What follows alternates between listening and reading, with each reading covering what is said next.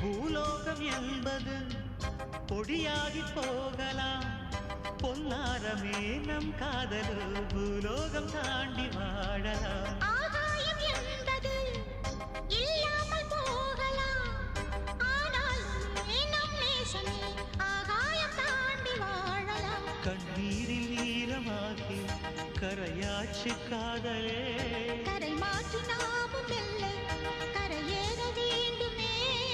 நாளை வரும் காலம் நம்மை கொண்டாடுமே. தாஜ்மஹால் தேவையில்லை அன்னமே அன்னமே, காடுமலை நதிகள் எல்லாம்